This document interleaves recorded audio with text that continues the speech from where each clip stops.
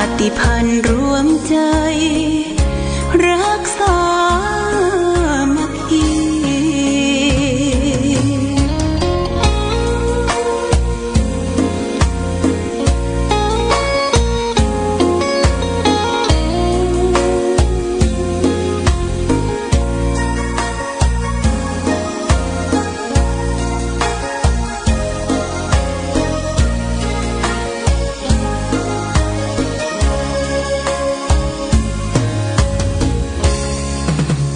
เป็นวัดร้างโบราณสืบสาน2524พระมหาราชครูเกษราปัญญาปรมาติกาจารย์จากวัดดับภัยเชียงใหม่สืบสานเวลาผ่าน131 ปีนานไกลวัดพระบาทอุดมรุ่งเรืองงามตาเจ้าน้อยบุญทาวงศาข้าหลวงปวงเชียงใหม่ปกครองหัวเมืองฟ้าทุ่มเทแรงกายแรงใจทุกชาติพันธุ์รวมใจรักษามัคคี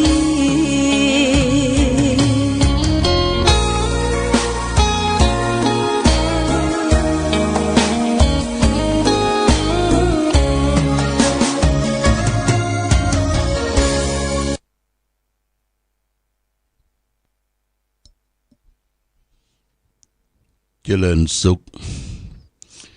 ศรัทธาสาธุชนญาติโยมท่านพุทธบริษัททั้งหลายวันนี้รายการธรรมประทีปส่องต่างก็ได้มาพบปะกับพ่อแม่พี่น้องศรัทธาสาธุชนญาติโยมแห่งครั้งหนึ่งวันนี้เป็นวันพุธที่21เดือนกุมภาพันธ์พุทธศักราช2567ซึ่งตรงกับเดือน5ใต้เดือน3ใต้เดือน5เหนือขึ้น12ค่ำวันนี้เป็นวันเดือนออก12ค่ำเดือน5ก็วันนี้เป็นวันเก้ากองนะวันเก้ากองรองปืนเป็นวันที่บ่าเสียศพเสียซากกันตามปกติปืนเมืองของวัดธาตุคำเชียงใหม่วันนี้วันที่21เดี๋ยว8 โมงก็จะได้ออกเดินทางไปร่วมทำบุญปอยหลวงณที่วัด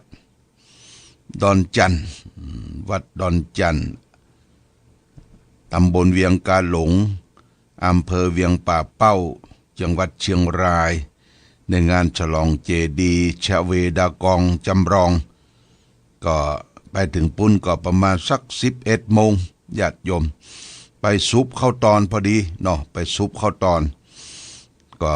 หลังจากออกรายการแล้วก็รถก็จะมารับเดินทางไปร่วมกินร่วมทานกันวัดดอนจันทร์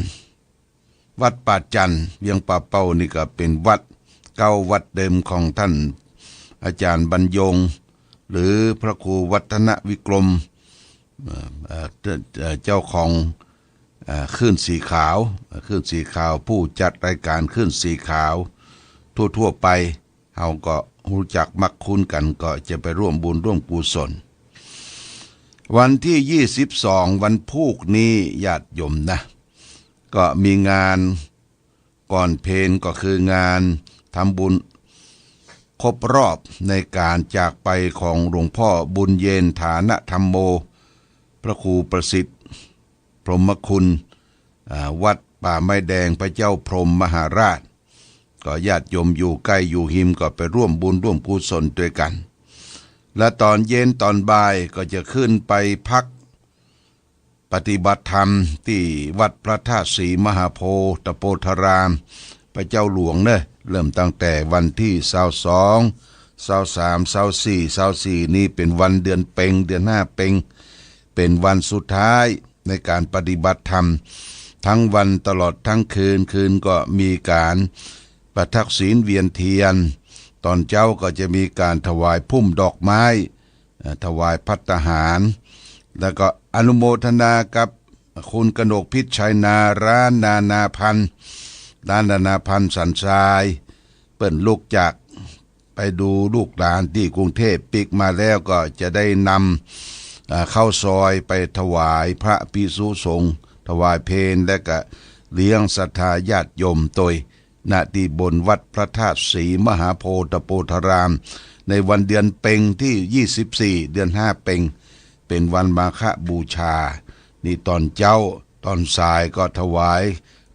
สักการะบูชาด้วยเครื่องพุ่มดอกไม้จากที่ต่างๆสถานการที่ได้เตรียมการเอาไว้แล้วก็ถวายจตุปัจจัยพระสงฆ์เจริญพุทธมนต์เสร็จหัววัดหัววาต่างๆได้ตามเสร็จในภาคก่อนเพลและก็ถวายเพลในกลางคืนนั้นพระสงฆ์ส่วนมากก็จะจำวัดปฏิบัติธรรมอยู่ก็จะมีการไหว้พระสวดมนต์แล้วก็มีการประทักศีลเวียนเทียนรอบองค์พระใหญ่หลังจากนั้นก็จะมีการแข่งขันบอกไฟดอกสเปรย์รางวัลที่1 3,000 บาท 2,000 บาท 1,000 บาทและรางวัลชมเชยแห่ง2รางวัลละ500 บาทอันนี้ก็เชิญชวนเจ้าของบอกไฟแต่มีกติกาว่าต้องวางหลุม100 บาทนี่เพื่อช่วยตังวัดตังวาเพื่อจะช่วยกันในการจัดรางวัลปั่นฮื้อแก่เจ้าของบอกไฟมาณโอกาสนี้ก็เชิญชวนเด้อญาติโยมท่านสาธุชนตอนเช้า6 โมงนี่วันที่24จะได้ถวายเข้ามัทุปายาตเข้าพระเจ้าเข้าพาลาองค์ใหญ่นะก็โดยการนำของแม่คำเกื้อกรุณวงศ์บ้านหัวฝายพร้อมโดยพี่น้องศรัทธาหัวฝายเวียงหวายพี่น้องไตก็มาร่วมกันถวายเข้ามัทุปายาสะเข้ามัทุปายาตถวายองค์พระใหญ่ในวันมาฆบูชาเป็นวันที่พระพุทธเจ้า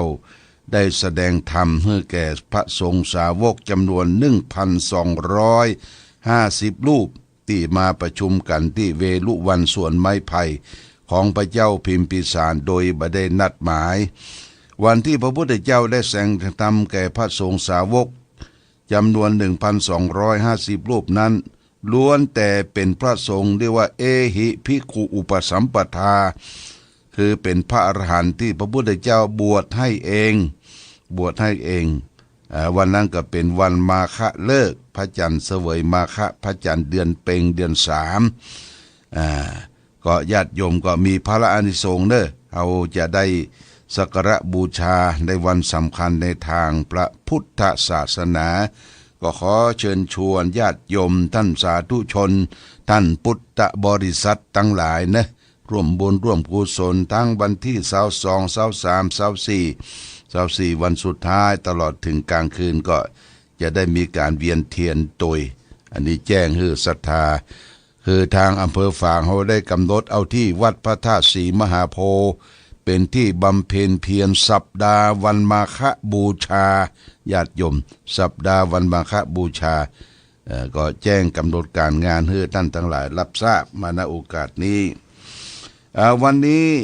รายการธรรมประทีปส่องต่างก็จะได้นำหลักธรรมมาสาธยายให้ท่านทั้งหลายได้ฟังวันนี้เอาเรื่องของเทวธรรมกถาว่าด้วยผู้มีเทวธรรมนี่พระพุทธเจ้าได้ตรัสว่าในพระไตรปิฎกว่าฮิริโอตปะสัมปันนาทุกขาธรรมาสมาหิตาสันโตสัพปุริสาโลเกเทวธรรมาติวุจเจเรผู้สมบูรณ์ด้วยฮิริโอตปะตั้งมั่นอยู่ในธรรม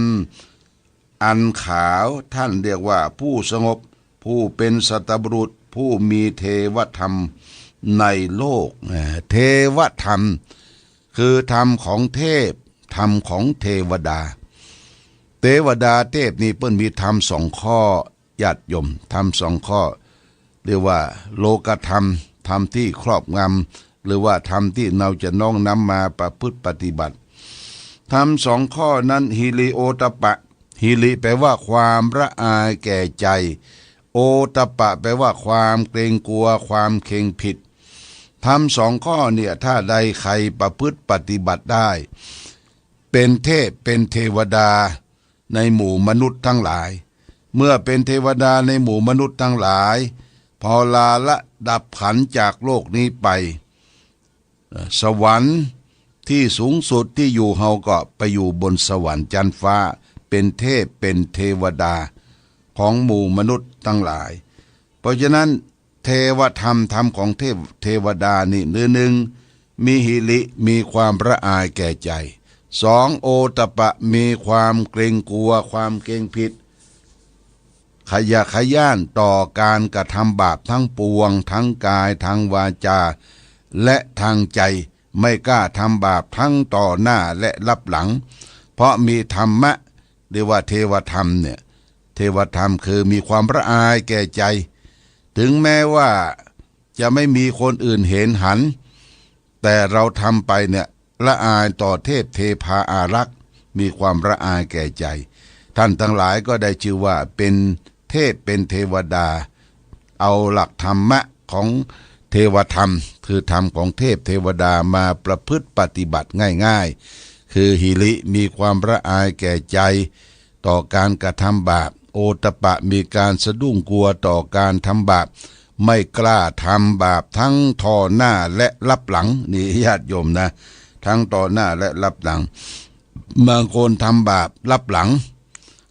คนอื่นเขาบ่ฮู้บ่หันบ่เป็นหยังกล้าบ่ได้ญาติโยมเทพาอารักษ์เทพเทพาอารักษ์ทั้งหลายเนี่ยเปิ้นฮู้เปิ้นหันเทวดาหันเทวดาอยู่ทุกที่ทุกแห่งทุกมุมทุกอนูเทวดารักษาต้นไม้เทวดารักษาวัดวาอารามที่อยู่ที่กินเทวดารักษาณที่หน้าน้ำถ้ำคูหาต่างๆมีเทพมีเทวดารักษาแม้แต่ตัวเราและท่านทั้งหลายก็มีเทวดารักษาตัวเฮานี่ต้องรักษาตัวเองตัวเก่านะจะไปเนี่ยอย่างฟะเฟยบ่ซักผ้าซักผ่อนบ่อาบน้ำคัดชีชวีวันบ่ทำมือตนเองเนี่ยมีความสะอาดสะอ้านคือเทวดาบ่รักษาตัวเทวดาเปอะมันเหม็นกินมันเหม็นกินสุปะกินทุกอย่างเพราะฉะนั้นรักษากายวาจาให้สดใสไวยะเทวดาถึงจะมารักษาญาติโยมท่านบางคนก็มอตรวเมาตลอดวันเมาก้นโบก้นบะน้ำบะอาบบะต้นโบต้นบะและจะให้เทวดาที่ไหนมารักษาตนเองตนตัวเพราะฉะนั้นเทวดารักษาตนตัวนี้ก็มีคือรักษาตัวเองตัวเก่าให้ดีแล้วก็ให้มีธรรมะอยู่ในจิตในใจมีหิริความละอายแก่ใจมีโอตปะความเกรงกลัวความเก่งพิษบ่กล้าทำในสิ่งชั่วเป็นชั่วร้ายที่เกิดขึ้นทางจิตทางใจของเราและท่านทั้งหลายอันนี้ฝากไว้เป็นหลักคิดวันนี้เอาธรรมเทวธรรมกถาว่าด้วยผู้มีเทวธรรมคือมีหิริโอตปะสัมปันนาสุขธรรมธรรมหิตาสันโตสัพพุริสาโลเกเทวธรรมาติบุจเจเรผู้สมบูรณ์ด้วยหิริและโอตปะตั้งมั่นอยู่ในธรรมต้นธรรมอันขาวเนี่ยท่านเรียกว่าเป็นผู้สงบเป็นผู้มีสัตตบุรุษเป็นผู้มีเทวธรรมในโลกคนเฮาถ้ามีเทวธรรมธรรมของเทวดาในโลกนี้เฮาก็มีความสุขกันอยู่กันถ้อยทีถ้อยอาศัยบ่รบราฆ่าฟันบ่ชกชิงปล้นวิ่งราวซึ่งกันและกันบ้านนั้นเมืองนั้นชุมชนนั้นประเทศนั้นมันก็มีความสุขมีความสุขพระพุทธเจ้าได้ตรัสเทวธรรมคือธรรมของเทพเทวดาในหมู่มนุษย์ทั้งหลายอยู่ในโลกเนี่ยจะไปทะเลาะเบาะแวงกันจะไปอีลันฟันแตงกันจะไปข่มเหงตะเล็งร้ายกันอยู่กัน